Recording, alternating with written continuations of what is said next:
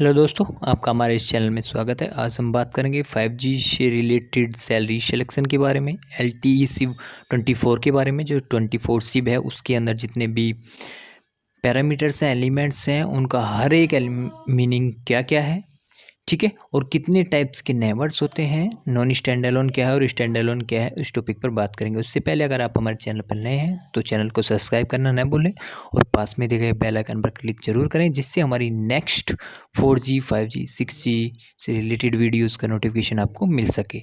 ठीक है, तो चलिए स्टार्ट करते हैं।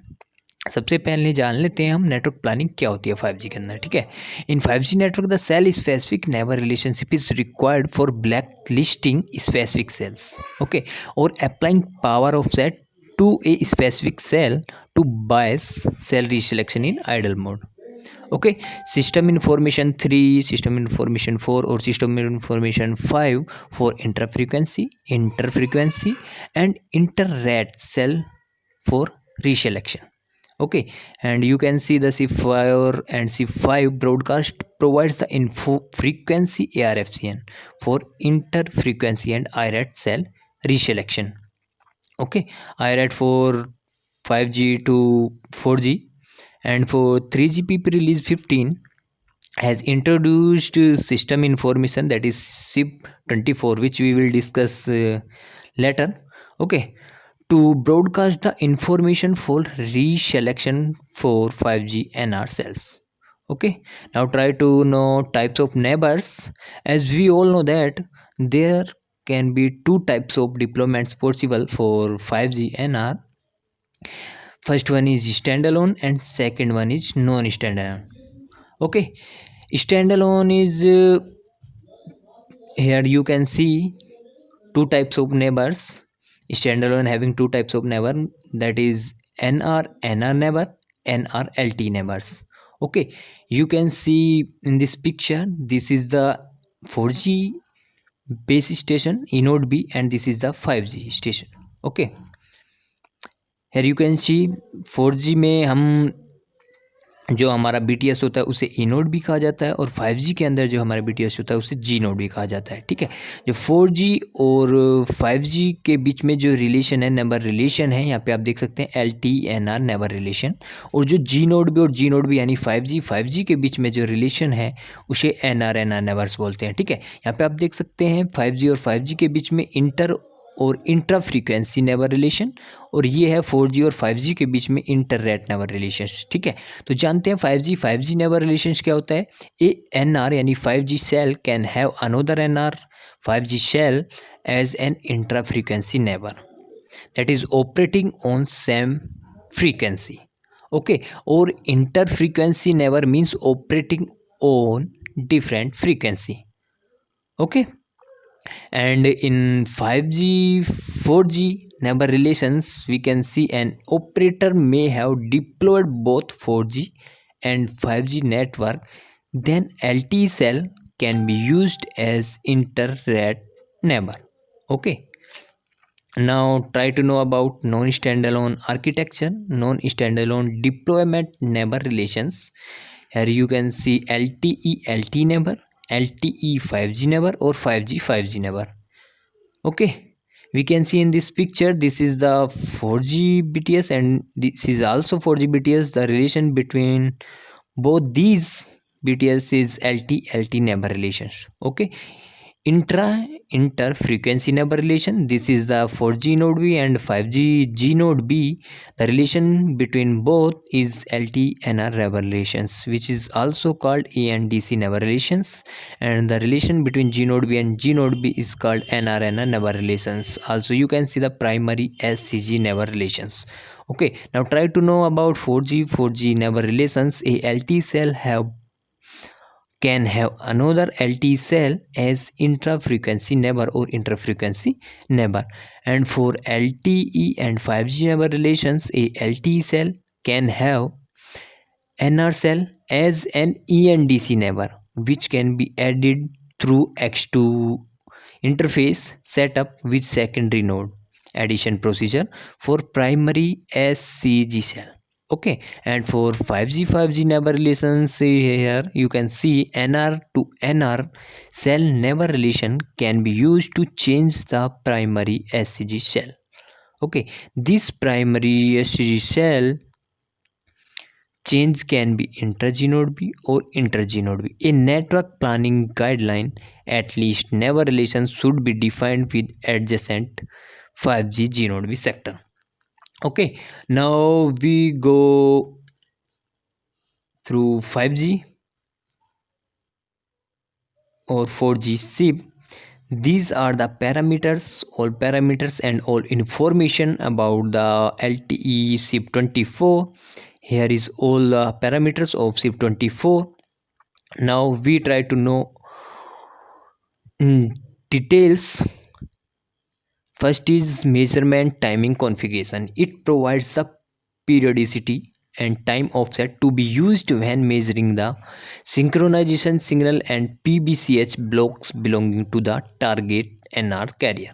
Okay, it also provides a measurement duration which should be sufficiently long to capture all of the synchronized signal and PBCH blocks available to measure.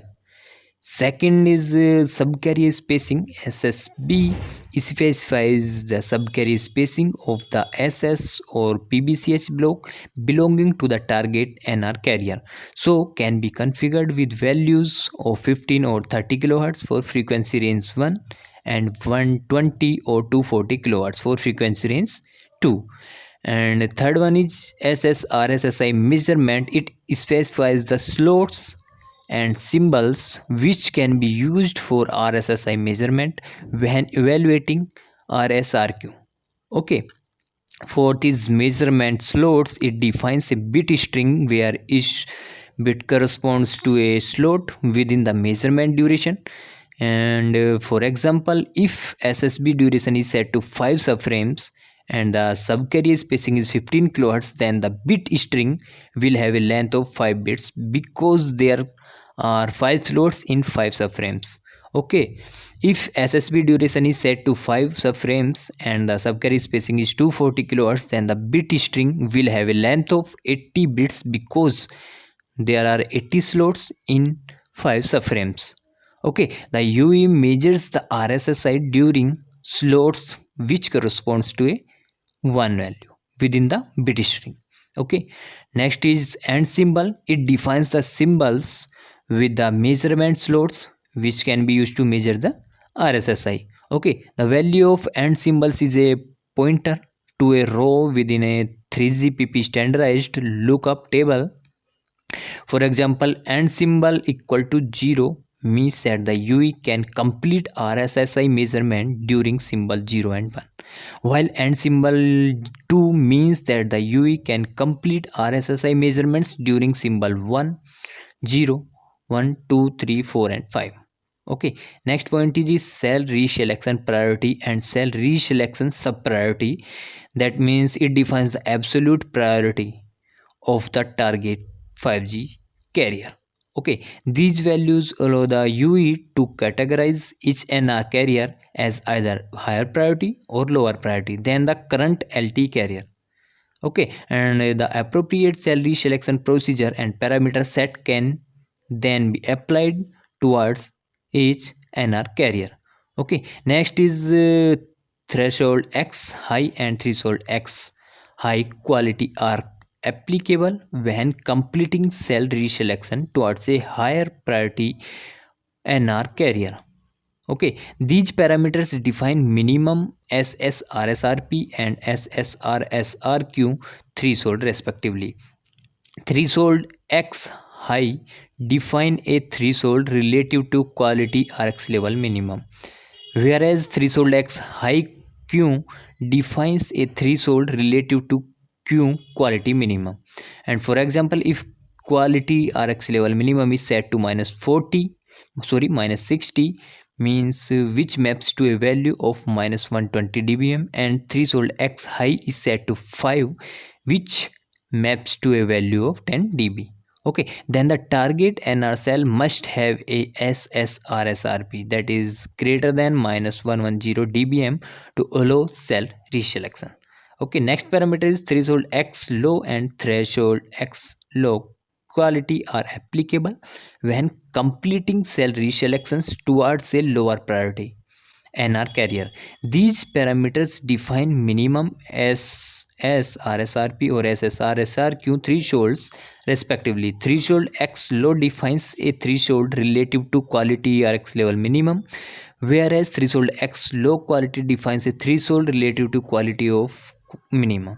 Okay, next parameter is quality Rx level minimum, and quality of minimum defines the minimum SSR, SRP and SSRQ requirements for the target NR carriers. The RSRQ requirement is optional, so may be excluded from SIB 24.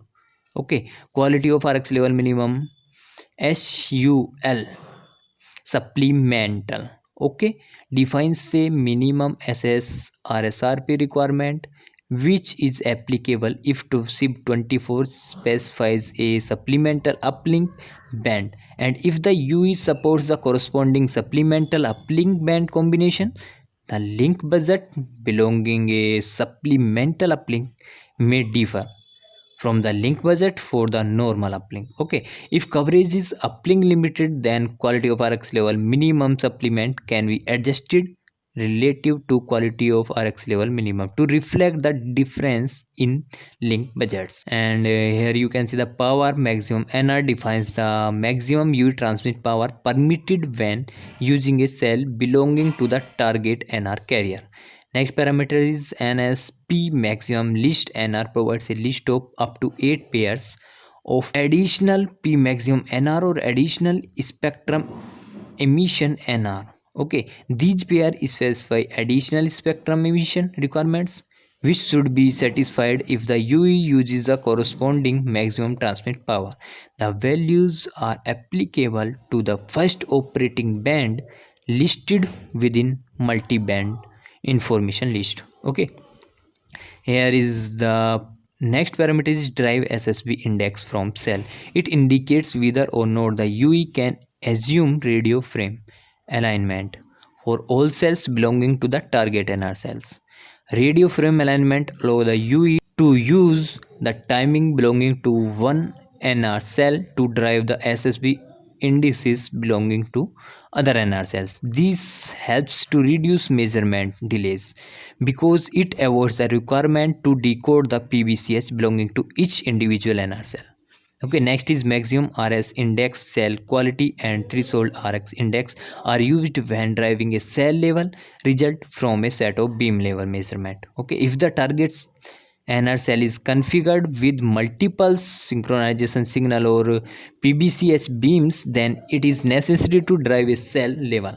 Okay, result from one or more beam level measurements. If maximum RS reference signal index cell quality is excluded, the UE sets the cell level result equal to the highest beam level measurement. Okay, otherwise the UE drives the cell level result by calculating a linear average of the highest beam level measurement which threshold RS index. The maximum number of beam level measurements included in the average is defined by maximum RS index cell quality.